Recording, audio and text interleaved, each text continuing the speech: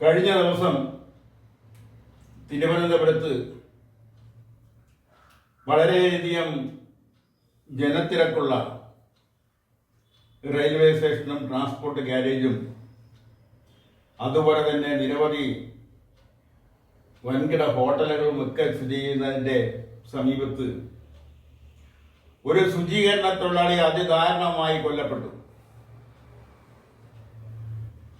ആ തൊഴിലാളി ശുചീകരണ തൊഴിലാളി എന്ന് പറയുന്നത് അവിടെ സമ്പന്ന തൊഴിലാളികളല്ല, ഇടത്തരം തൊഴിലാളികളുമല്ല, താഴേക്കിടയിലുള്ള തൊഴിലാളികളാണ്. തൊഴിലാളി വർഗത്തിന്റെ ഏറ്റവും അടിസ്ഥാനപരമായി വളരെ താഴെ നിലയിൽ ജീവിത നിലവാരം നിലനിർത്തി കൊണ്ടുപോകുന്നവരാണ് ശുചീകരണ തൊഴിലാളി. പല കാര്യങ്ങളിലും അവരെ അവഗണിക്കുന്നതാണ് അധികാരി വർഗത്തിന്റെ പതിവ്. ഇവിടെ റെയിൽവേയുടെ ഒരു ഓട, ആ ഓടയിൽ എത്രയോ നാളായി മാലിന്യങ്ങളും പ്ലാസ്റ്റിക് കുപ്പികളുമൊക്കെ നിറഞ്ഞു കിടക്കുകയാണ്. വെള്ളം അടിയിൽ കൂടെ ഒഴുകിപ്പോകുന്ന വെള്ളം കാണാൻ കഴിയാത്ത നിലയിൽ അത്രത്തോളം മാലിന്യ കൂമ്പാരമായിരുന്നു. അതാണ് റെയിൽവേ ഏതോ ഒരു കരാറുകാരന് അവിടെ വൃത്തിയാക്കുന്നതിന് വേണ്ടി കരാർ നൽകിയത്. അതിൽ 4 ശുചീകരണ തൊഴിലാളികളെയാണ് ദിവസക്കൂലിക്ക് നിയമിച്ചത്. അതിൽ ഒരു ശുചീകരണ തൊഴിലാളി ജോയ് എന്നു പേരുള്ള 40ഓളം വയസ്സ് പ്രായമുള്ള ഒരു തൊഴിലാളി അതിലിറങ്ങിയപ്പോൾ അങ്ങ് താന്നുപോയി, ആ ചവറിന്റെ അടിയിലേക്ക് താന്നുപോയി. കൂടെ ഉള്ള മറ്റ് തൊഴിലാളികൾക്ക് നിസ്സഹാരായി നോക്കി നിൽക്കാനേ കഴിഞ്ഞു. ഇത് ഉണ്ടാവാനുണ്ടായ സാഹചര്യം എന്താണ്? തിരുവനന്തപുരം കോർപ്പറേഷൻ നഗരസഭ റെയിൽവേ വകുപ്പിനെ കുറ്റം പറയുമ്പോൾ, റെയിൽവേ വകുപ്പ് നഗരസഭയെ കുറ്റം പറയുമ്പോൾ, ഇടതുപക്ഷക്കാര് റെയിൽവേ കുറ്റം പറയുമ്പോൾ, BJP നഗരസഭയെ കുറ്റം പറയുമ്പോൾ, കോൺഗ്രസ് പാർട്ടി നഗരസഭയെയും കേന്ദ്ര സർക്കാരിനെയും സംസ്ഥാന സർക്കാരിനെയും കുറ്റം പറയുമ്പോൾ, അവിടെയെല്ലാം പതിയിരിക്കുന്ന രാഷ്ട്രീയം എന്താണെന്ന് ജനങ്ങൾക്ക് സ്വാഭാവികമായും മനസ്സിലാവും. അങ്ങോട്ടും ഇങ്ങോട്ടും പഴിചാരി ഇതിന്റെ ന്യായങ്ങളിലേക്ക് എത്തുക അല്ല വേണ്ടത്. സംഭവിച്ചു പോയതിനെ കുറിച്ച് ദുഃഖിച്ചിട്ടും കാര്യമില്ല. ഇനി അത് ആവർത്തിക്കാതിരിക്കാൻ എന്ത് ചെയ്യാൻ കഴിയും? അത് ആരെയെല്ലാം യോജിപ്പിച്ചുകൊണ്ട്, ഏതെല്ലാം ഏകോപിച്ചുകൊണ്ട് ഇത്തരം സംഭവങ്ങൾ ഉണ്ടാവാതിരിക്കുന്നതിനുള്ള പരിഹാര മാർഗത്തെക്കുറിച്ചായിരുന്നു ചിന്തിക്കേണ്ടത്. ഇവിടെ സംബന്ധിച്ചിടത്തോളം, ഇവിടെ മാത്രമല്ല, കേരളത്തിൽ നടന്നിട്ടുള്ള അത്യാഹിതങ്ങളെ കുറിച്ചൊന്ന് പഠിച്ചു നോക്കിയാൽ, ഒരു അത്യാഹിതം സംഭവിക്കുമ്പോൾ ആ അത്യാഹിതം സംഭവിക്കാനുണ്ടായ സാഹചര്യം, ആ സാഹചര്യം ഇനി ആവർത്തിക്കാതിരിക്കുന്നതിന് വേണ്ടി എന്തെങ്കിലും ഒക്കെ പ്രസ്താവനകൾ ഇറക്കി, അല്ലെങ്കിൽ അന്വേഷണം നടത്തി, അത് പരിഹരിക്കുന്നതിനുള്ള മാർഗനിർദ്ദേശം നടത്തി, പിന്നെ അത് പത്രങ്ങളിലും ദൃശ്യ മാധ്യമങ്ങളിലും വന്നു കഴിഞ്ഞാൽ പിന്നെ അതിനെക്കുറിച്ച് മിണ്ടാട്ടമില്ല. അതാണ് ഇവിടെ സംഭവിച്ചുകൊണ്ടിരിക്കുന്നത്. എല്ലാ കാര്യങ്ങളിലും പല കാര്യം ഓരോന്ന് എടുത്തു പറയാനുള്ള സമയ ദൗർബല്യം കൊണ്ട് അതിലേക്ക് കിടക്കുന്നില്ല. ഇവിടെ സംഭവിച്ചത്, ആ മാലിന്യം അവിടെ ഉണ്ടായിരുന്നു എന്നുള്ളത് വസ്തുതയാണ്. അവിടെ നിന്ന് ഈ തൊഴിലാളിയെ കണ്ടെത്തുന്നതിന് വേണ്ടി ഏകദേശം 150ഓളം മീറ്റർ 50 കിൻഡലോളം മാലിന്യങ്ങൾ മാറ്റി എന്ന് പറയുന്നു. അതും വസ്തുതയായിരിക്കും.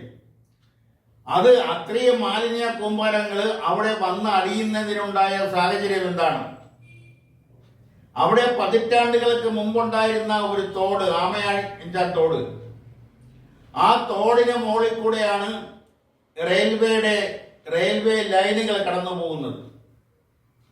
ആ തോട് കടന്നു പോകുന്ന സ്ഥലങ്ങൾ പലതും ഓടകൾക്ക് മുകളിൽ ബിസിനസ് സ്ഥാപനങ്ങൾ നല്ല നിലയിൽ പ്രവർത്തിച്ചു കൊണ്ടിരിക്കുന്നു.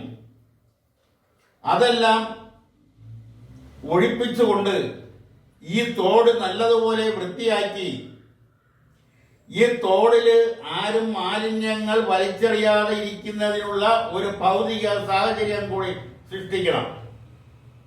ആ ഭൗതിക സാഹചര്യം സൃഷ്ടിക്കുക എന്ന് പറയുന്നത് അവിടെ ഇരുമ്പ് വേലി വെച്ചത് കൊണ്ട് മാത്രമാവുന്നില്ല.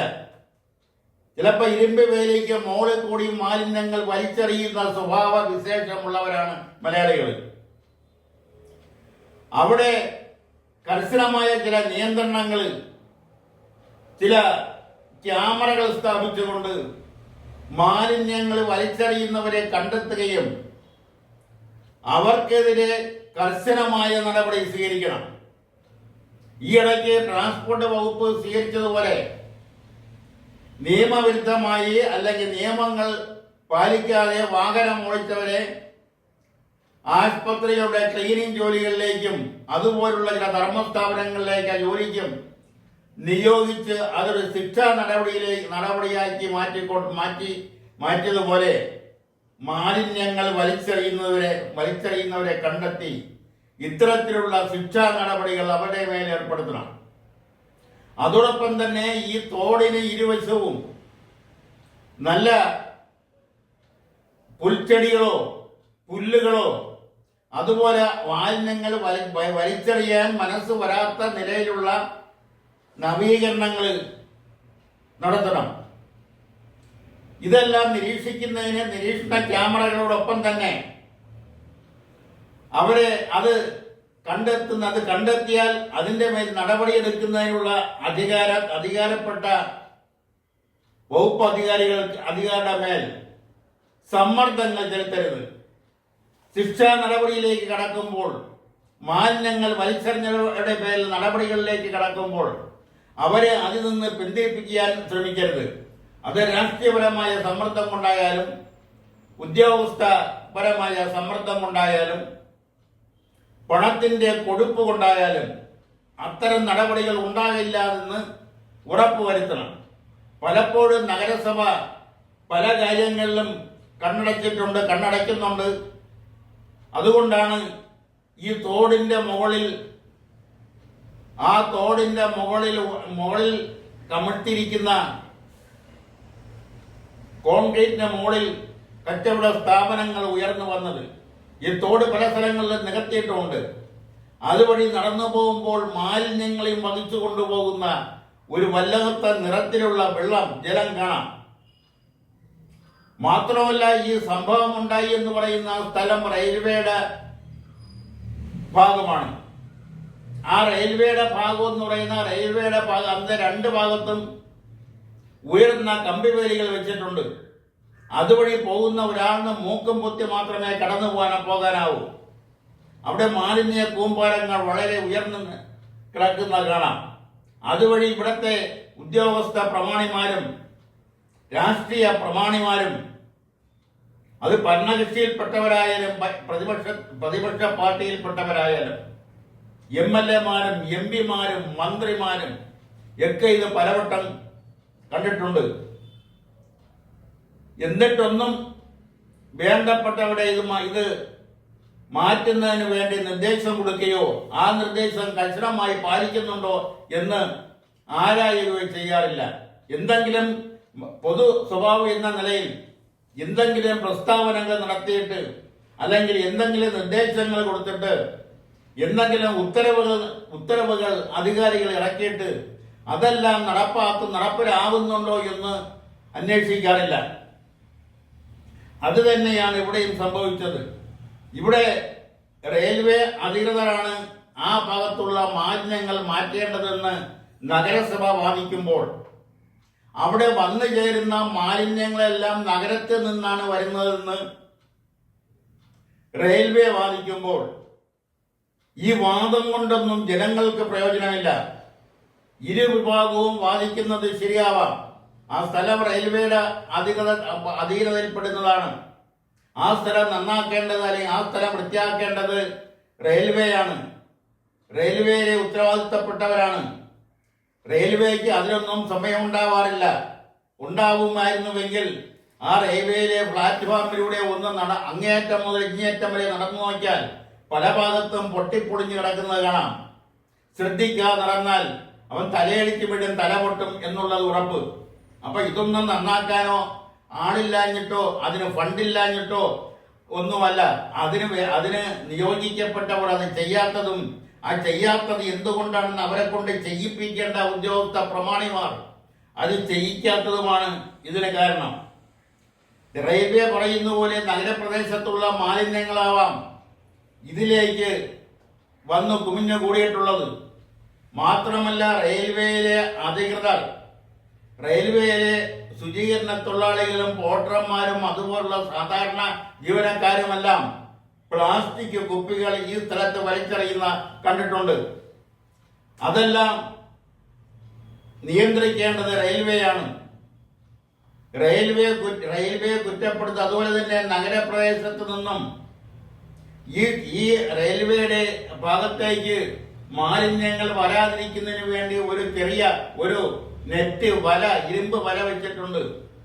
പക്ഷെ അതിന്റെ മുകളിൽ കൂടെയാണ് പലപ്പോഴും മാലിന്യങ്ങൾ കടന്നു വന്ന് ഇവിടെ കുമിഞ്ഞുകൂടുന്നത്.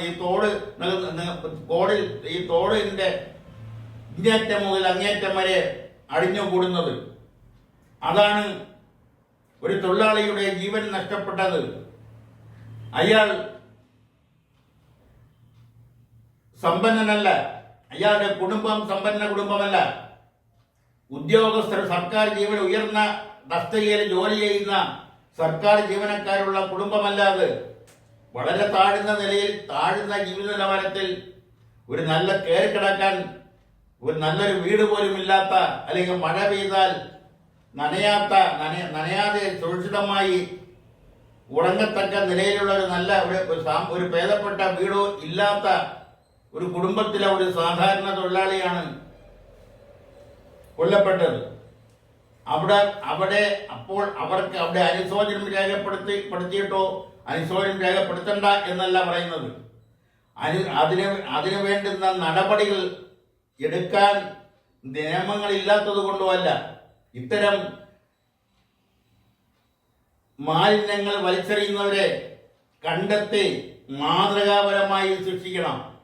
ഇനി അവിടെ ആവർത്തിക്കാതിരിക്കുന്നതിന് വേണ്ടി അത് മറ്റുള്ളവർക്കും ഒരു പാഠമാവത്തക്ക നിലയിൽ അവരെ കർശനമായ നിയമങ്ങൾക്ക് വിധേയമാക്കണം. അതുപോലെ തന്നെ കൂടെ എന്തെങ്കിലും സംഭവം ഉണ്ടാകുമ്പോൾ റെയിൽവേ അതിനുമായി ബന്ധപ്പെട്ടവരെ വിളിച്ച് യോഗം കൂടി ബിസ്ക്കറ്റ് കഴിച്ച് ചായ കുടിച്ച് പിരിയുന്നതുകൊണ്ട് പ്രത്യേകിച്ച് കാര്യമൊന്നുമില്ല. ആ യോഗങ്ങൾ എടുക്കുന്ന തീരുമാനങ്ങൾ നടപ്പിലാക്കുന്നതിലാണ് അതിന്റെ മേന്മ എന്ന് പറയുന്നത്. തീരുമാനം എടുത്തിട്ട് പോകുമ്പോൾ അത് നടപ്പിലാക്കുന്നുണ്ടോ എന്നുള്ളത്, അല്ലെങ്കിൽ നടപ്പാകുന്നുണ്ടോ എന്നുള്ളത് ആ തീരുമാനം എടുത്തവർ അന്വേഷിക്കണം. കഴിയുന്നു നേരിട്ട് തന്നെ അന്വേഷിക്കാൻ തയ്യാറാവണം. അങ്ങനെ ആയെങ്കിൽ മാത്രമേ ഇതിന് എല്ലാം പരിഹാരം കാണാൻ കഴിയൂ. ആ നിലയിലേക്ക് വേണ്ടപ്പെട്ടവരും, അത് രാഷ്ട്രീയക്കാരായാലും ഉദ്യോഗസ്ഥ പ്രമാണിമാരായാലും അധികാരി വർഗമായാലും ഭരണപക്ഷമായാലും പ്രതിപക്ഷമായാലും ആ നിലയിലേക്ക് ചിന്തിക്കണമെന്ന് ആവശ്യപ്പെട്ടുകൊണ്ട് പ്രതികരണം ഇവിടെ പൂർത്തിയാക്കുകയാണ്. നന്ദി, നമസ്കാരം.